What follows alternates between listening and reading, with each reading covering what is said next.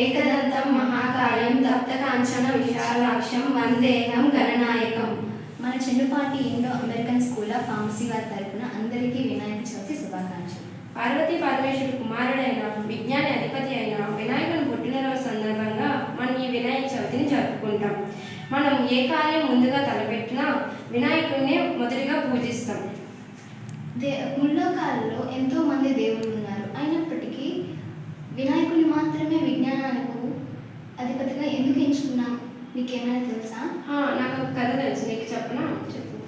పూర్వం దేవతలు మహర్షులు ఈ లోకంలో అన్ని గణాలకు అధిపతులు ఉన్నారు, కానీ విజ్ఞానానికి ఎవరూ లేరని శివుని కోరగా తన కుమారులైన కుమారస్వామిని వినాయకుడిని ఈ ముల్లోకాల్లో ఎవరైతే మొదటిగా స్నానం ఆచరించి నా వద్దకు వస్తారో వాళ్ళని విజ్ఞానాధిపతిగా చేస్తానని నియమించాడు. ఇది విన్న కుమారస్వామి తన వాహనమైన నెమిలి మీద వెంటనే బయలుదేరాడు.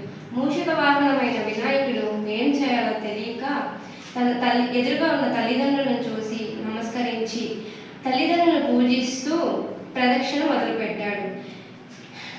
కుమారస్వామి ఎక్కడ స్నానం ఆచరించినా అక్కడ మొదటిగా వినాయకుడు కనిపించాడు. ఆశ్చర్యానికి గురైన కుమారస్వామి ఏం జరిగిందో గ్రహించి తల్లిదండ్రుల